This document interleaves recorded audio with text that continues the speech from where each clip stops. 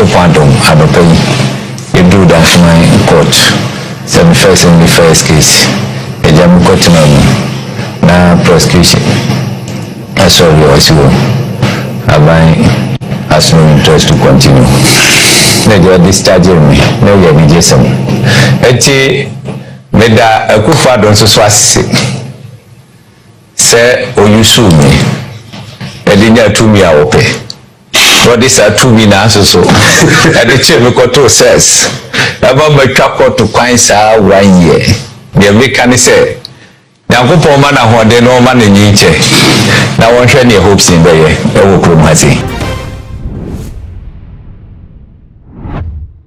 Abusuya ene 15th October ene wuku 15th October 2025 hukupimu ewo Hopeson Adorye ni fie ene na busuya de ene atarifu wa womo atede ene ni nyina ene se charges bia na eda Hopeson Adorye so ya ne na kwa kugina mu ewo Dansoman circuit court ne se me no kase Ghana ban trese asem na ewo court no 77 pedua sanyansa bia enim enti acquitted and discharged womo yi Hopeson Adorye charges ni nyina afunu so asabrede wafa ne ho akwakudi emuntremu ena mede eba besuma mesre se obemi subscribe button no so e de acheme eye too much gh ya kai se ode be on be kan ho no upload ni to mpe on first person ya wonsa ebedi kan aka na ebusia se be kai ho kakra na yakoye chi kakra asemi esi be 1 year ago eno ye on the 23rd of May 2024 1 year asem ena ye ka ne eni na sabre no Hopeson Adorye eko grantee interview bi ewo Accra FM na interview ni mu ena na wo kire ya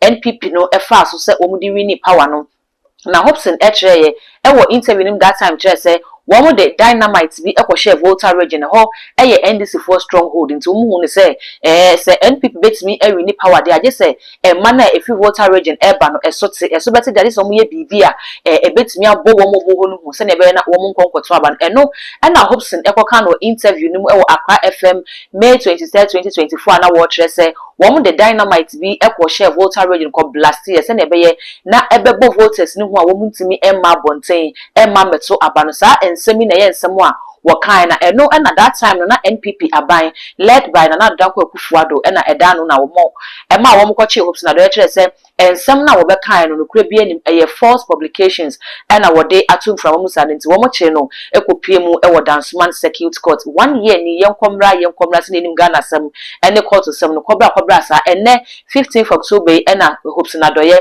ekopie mu e wo Dansoman circuit court ene mo kopie mu na se court rise na judge na pie mu e wo ho na wakwa na dwam wo hwe case na chi Hopeson Adorye or say yes my lord are you here or say yes I'm here and the wakotna adaka nim so wakotna adaka nim na judge na hwe nanim di hwe ne paper twe ne chen kakra na oyi ne space no hwe paper no so di no hu se da bi ensami ya MPP for editor so mo do bepiemu e wo court ha no hwe ensanu nyina hu se be pedua sanyansa bi ani asanu ntino ogina ne tumi so se judge e de asam no wayi e de free Hopeson Adorye so a wafa ne hama no ne dua no course so de be shootebu to say pan na say acquitted and discharged. Nebusuya Hopeson efi Dansoman circuit court no the first stop eye Captain Smart show so ya eye onua maache na wokotena so na eho na wokoka ensem nyina se ne esitie na fe warder na Danko Akufuado ase no se afei na kasa ye kire se wokoto se ye tontumi a to wo ma lokoto tumi na obi a wagina tumi no so na wo de akwaje wo ma me Hopeson kire se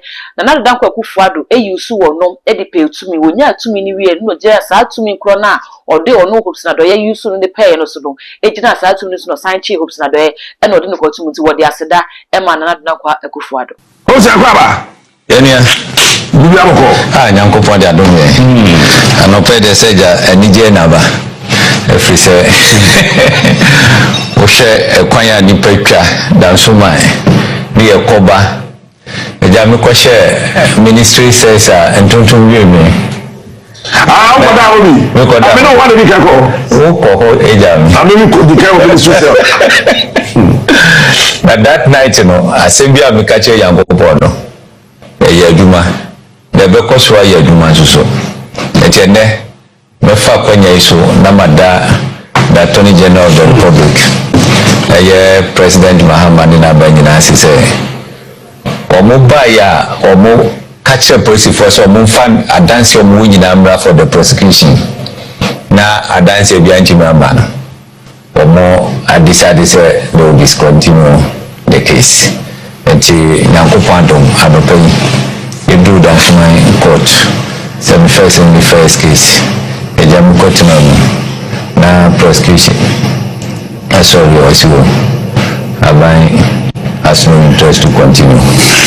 They are discharging me. No, you are mediation. Meda akufa don so asese se oyusu mi edinya tumi a wope what is a tumi na so ade che me koto says aba matwa koto kwan saa 1 year de me kan se Yankopon ma na hode no ma na nyinche na wonhwe ne Hopeson be ye e wo kromati de me ka kire na no that's it now any uniform what is it oh na na do be ho juma na you go so criti even your tibins moko ye ayide now moko ye protest say ba mo ma media general what is oh so yes say I protest no because say juma na we do oh ya beba oh that be na so ya beba Dr. Zato TV3 de bia and Dr. Zato was there Professor Smart Sapo Boba Mami Edward what did TV3 ama broni do ye ba broni de because ye nyuma ikriti ya na no me de betu ye ya na mo kasi ye ikriti dwuma ye wa manga obo amaka do adano kura me ye wrong afin no hu adwuma na ankasa ikriti ye what's that was sad de we are so bohu de wo I have given Ashanti region 1824 project my achievement na me kufu ado 1800 am come say 1000 publication 1000 I do with the mego oh that be share with the church I have given Ashanti region 1824 project 1824 project my achievement project nana Addo nana kufu ado so atiasie ena ohwe Hello. Oh, I saw that I go. There will be a medical for the church in a year or maybe. I have given a certain region 1,824 projects. My achievements clear for all to see. Yeah.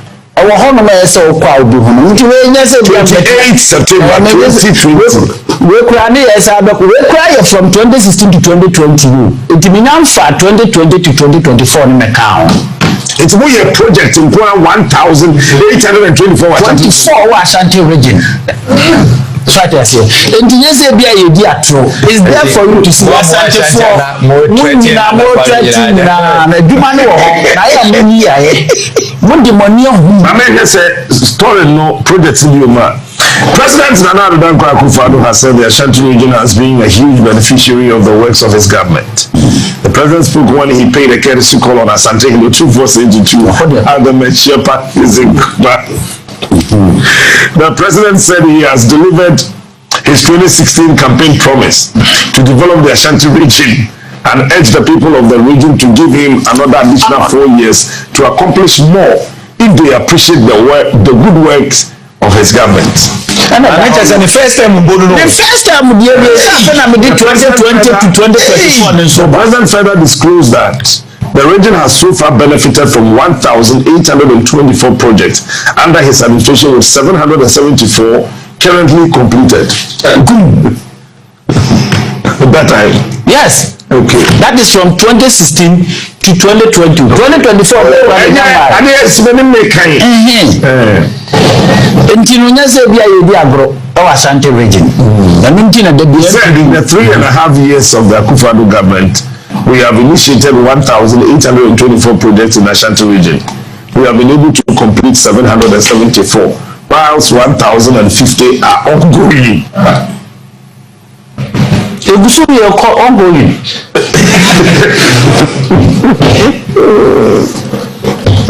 ye but I say nye dwuma ketwa na MPP ye no Ashanti region enu ti na da bia iguso aye to abama MPP no si e be change ya adwene lalai muka ade asem na okay ade ti na e be chi motu mu won ti me nchia because ya dwuma no dia man mo da ya dwuma no dia man mo da be chi mo be konse mo basa na ya sa da bia mo de man no ka eti keta port no mo wa ko kire yen eni ho mo wa ko kire yen eni ho abo ba mu bia ko signboard is here signboard here den ketabo port signboard is here signboard na ye sikana da mudia no na see defense no fit say no ye there see defense mo ye den no ye see defense mo ye den project see defense and you are fighting for that ye ka na fit say there mo make see defense that na ka say ye ka ha fit say there see defense no na fit say there hey sure Masa, I am winning the pie because Nana have done Friday. Oh, I don't know how confused you are. I don't know how confused you are. Yeah, no visa see first, no, I don't know a habit. Only a dear mamma on engineers, your farm for you to our Mokan and do better because say, yeah. Enyama na na Akufo-Addo ye ba Ghana ansa na ofri so everybody it is there for you to see happy wo hwe kura wo bibi enti ya mama nyesa ma ase de ye ba 8 years of Nana Akufo-Addo administration ya anya hwe Ghana fo nyina agitu eno ni bi opa ma na Akufo-Addo mra no ne John Dramani Mahama megina for president ye ba twi Mahama bu because our works are clear to see. Until Osha Yenuma ya create Ghana hasi. Apart from Kumasi Nkwa, the whole Ghana you create 27,850 jobs. The whole Ghana. 27,000. 27,000. And it's a man go here. Hey. I know 1 million. And I will come million. Now what 27? I feel I make employment. You know where Juma factories are casio. Where factories are casio. Now 27,000. And you see, I don't know any part of farm near 27,000. Dabi factories near 27,000 factories in the whole across Ghana. Any part of farm mudie and now may check any of any part almost about 25 million. Sure. Omo ya grano. What for more drum? Ya so omo drum 27 million. This is a more fear burden na unemployment in Ghana. Otibinka. Why na na Oko Kumasi take to Angoga Junction. Ya na ha bibi sa captain. Ana Oko Kumasi a omfa ho. Me na ese o kache. Ya Ewa hasa ti medo take to Angoga Junction moye ekwe ya kwan pompo awan ya wo ya yi 8 years of many na Akufo-Addo administration ye kwan kilometers nkwa ye kwan about 12,000 kilometers that's free to China. Ashanti region alone ye kwan 2,200 kilometers in Ashanti region. 2,200 kilometers in Ashanti region. That's a Ghana in Croatia a kwan ye balance one. In Ashanti region. Sir? That's how we have to Kumasi 250 kilometers. That's a 2,200 kilometers was Ashanti region alone. There's Ashanti region for Tukwani. Now, what can I do for Tukwani? Maybe so. I ain't much of it. I make us a woman or qua. O see ya one am so a better one. Even pay could see a Naya and Capri Kumasi. Nyanya any base international stadium at the airport to the Mamma Kumasi airport Minina ya Kumasi ya buy 5 international airport across Ghana Kumasi Sunyane Boliga Bukobo ala Kepkus what's the Kepkus Kepkus the other day Kepkus the other day Kepkus international airport Kotokoraba when you could see Kepkus Harbor Obekai, Dr. Mahmoud Baume, you could have we have built harbor and airport in Cape Coast, the people of Cape Coast. Go to Cape Coast and see. You problem Musima is a helicopter bonus. I feel the Wajatu. I feel the helicopter to international airport. Airport or Kotokra. Yes, airport or Kotokraba. Then in Kotokraba. And I'm only a harbor, so okay. And a year harbor, Cape Coast harbor. God and Pachamu Cape Coast MC, Mamma. I've been missing. The class and I was to see the food. MC, no crowd, so Mahama MC. Did not have a kind of correct. I am for my yes, see airport to Cape Coast. And the year friend say, if I have Cape Coast. And you know, I am Mukase and I go for the buy ya nadia sometimes yana yemia and they are aware to see a yadia. Okay. Captain, also do the other. Mammy more one or two region, they are not Santi. Media, men can be Piasamoa. That mum. Auditor General's report. Oh, why you want Magagra? Now, Oko under Minister of Energy, the electricity company. In somewhere, as you see, I think and this one is 2024. Myanmar ACC electricity company. You know the person can answer. You only take the last report with them once. Now, I'm Captain. Maybe I make a say. Yes, I am run. Say Auditor General what we in the report. Now, what they call Parliament. Now, Public Accounts Committee at Nasi. They are from Abetratra. Now, did you do this? Oh, we are going to do. Maybe we are going to. Until that says, oh, last year, Moka say we are going to. Say, we are do. We've done. And I said, maybe we are going to. I didn't see unnecessary consider. Somebody must say some run. Nanka report to number called direct to Attorney General. No was starting who prosecution here for me train John Grandma Mekika Gibia. In some of our Bekika Parliament in Akokano quarter. I think it's a Kebabaka.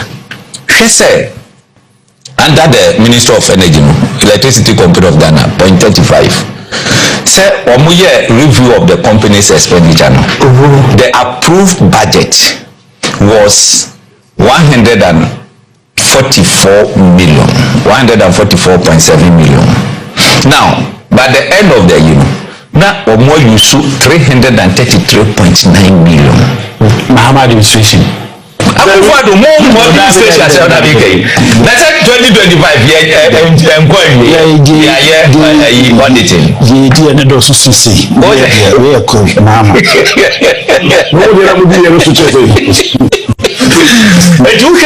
Let us more CD budget no more day 189.2 million and the Bebeka without board approval without anything.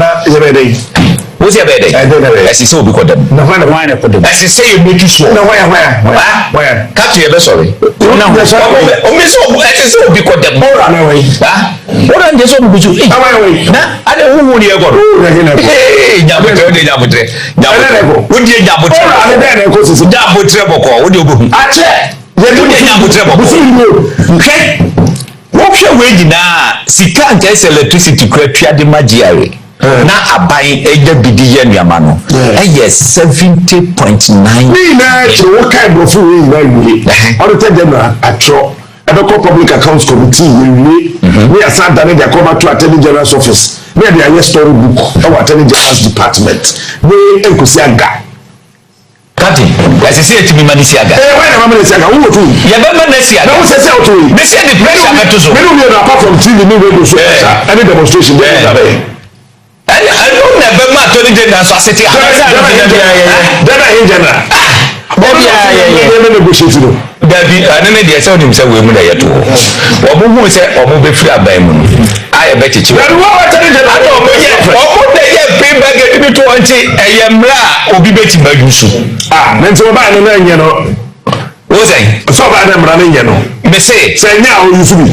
Oh, o ma ya to say ya ya didi say you betima use no say nipa ne ka say o use a won ti mi nka say da bi we mo e say o be ke say e ho hihye ne de e be yes straight me see we won be ko negotiation but baby a me eye me ayi pa me pese e ka ho asem eye company bi e fen Hopeson Limited boy yo mo se ba mi ade ba ye no ye candidate no na o hihye ehun ye ba we nyina ni be ye president of Ghana ntina president bi be share no committee e dey sir wọ́n mọ̀ nípa náà company wey ayé adwuma gidi sika without a contract.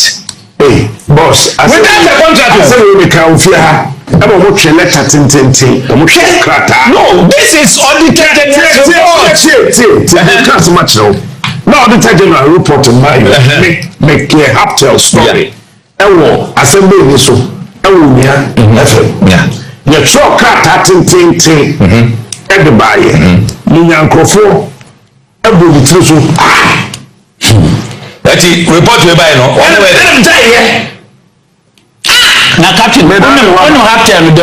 Okay, the push mobra. Menka bibi so. Yes, I know. January Interbusia way any someone a course so our captain's match show so anope abra Hopeson Adorye efi Dansoman circuit court na wokotena mu ho na odi entry mu ne course nyina no e bai na na Ghana for HSA kamia se NDC for no ene MPP for wo mu nyina yi asem bi a hyeda ni nyina so bia no wo mo ba to gusisi away Hopeson dey enye first one a omo akwete asem no Ahmed Swale so se e bekaya abrante ni wo be ya pa sa ye no e ka sei Ghana abai HSA asem no womo discharge na we no enye acquitted crime into time bi ometimi asan afre asem no fofo na assistance now there Ahmed Swale asem no so asem a Ghana by HSA evidence na wo ho no ase enhyeda ennimu yi eno nti womo discharge asem no ye ne de akiri ne mepiem bebia no ye mama so emu ho message so beja comment nso wo comment section ho de amame too much GH wa subscribe am das nyame hwa wonya ye so a basa akonya we subscribe channel